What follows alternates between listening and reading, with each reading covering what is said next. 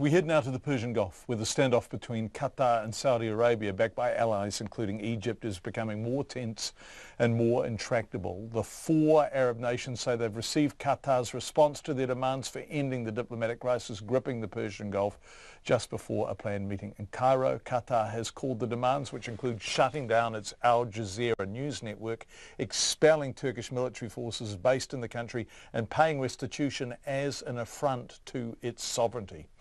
The kind of win-win required for both Qatar and Saudi Arabia to walk away with their pride intact looks almost unachievable. It defies obvious resolution and even, to a certain extent, ordinary understanding. Andy Critchlow is Middle East editor for Reuters. He has a master's in Middle East politics, and even for a man who's lived in the region, worked in the region and studied the region, this current situation is extraordinary. In my experience of the Gulf, and as you said, I've been travelling to the region, since 2000. Lived there for over a decade, reported there for 16, 17 years. I've never seen anything like this. The Arab states of the Gulf, these six sheikdoms, which comprise what's called the Gulf Cooperation Council, that's Qatar, Saudi Arabia, UAE, Oman, and Kuwait, and Bahrain. They're tied together by religion. They're predominantly Sunni Muslim countries, and they're also tied together by bonds of family, and not just amongst their royal households, the monarchies that rule these countries, but throughout society. So there's very deep cultural ties that bind all these countries together, which makes the current dispute between Qatar, Saudi Arabia, and the UAE predominantly all the more remarkable.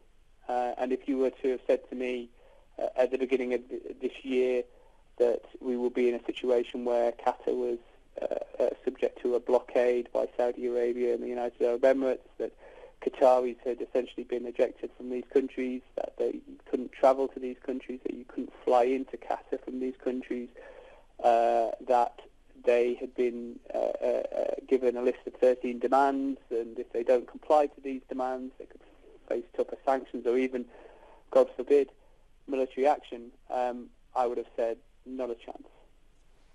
So, Andy, how can this possibly be resolved? What can Qatar do to both respond to these demands and also not lose face internally? It seems to me a precarious balancing act. Can Qatar achieve it? Do they want to achieve it? Well, the Qataris have definitely circled the wagons, and the conversations that I've had with quite senior Qataris about this, they are defiant. They see this as an assault on their sovereignty. Although they're defiant and they want to protect their sovereignty, and they certainly don't want to be seen to give in here, ideally they would prefer a compromise. From the Saudi and the UAE position, I feel there is no compromise. And this is partly driven by what's happening internally in these countries. So in Saudi Arabia, you've essentially had, beneath the king, you've essentially had a coup over the last 2 weeks where the Deputy Crown Prince, Mohammed bin Salman, the king's son, essentially deposed his cousin, Mohammed bin Naif, who was the Crown Prince, and he was relieved of all his duties as Crown Prince. And Mohammed bin Salman is a very dynamic young figure, very aggressive. He's taken Saudi Arabia into wars in Yemen. He's taken Saudi Arabia into a huge economic reform plan. He's going to IPO their national oil company, Saudi Aramco, hopefully raise up to $2 trillion for a huge sovereign wealth fund. He's revolutionizing the country.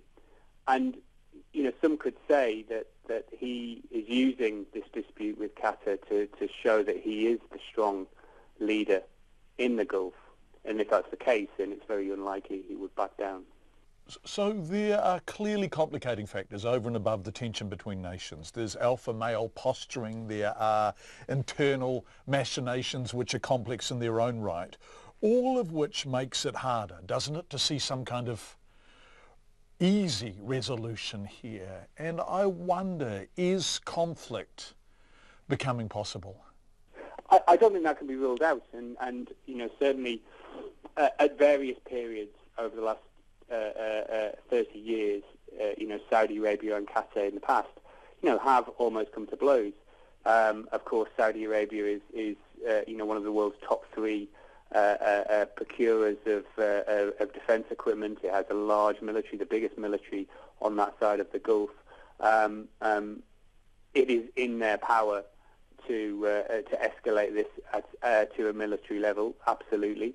What could stop that? Well, the US has its CENTCOM base, its Central Command facility for the region based in Qatar. That would obviously pose something of a problem for Saudi if they did want to escalate this on a military level. Would the Americans want to be caught in the middle? I doubt it, because they're very closely allied to the Saudis anyway. The reality is that if it did get to that, the Qataris wouldn't stand a chance. And who would actually come to their aid? Could they call on the Russians? Could they rely on support from Turkey if that came to pass? Gosh, it's fascinating, isn't it? That's Andy Critchlow, who's Middle East editor for Reuters and whose dad is a New Zealander, coincidentally.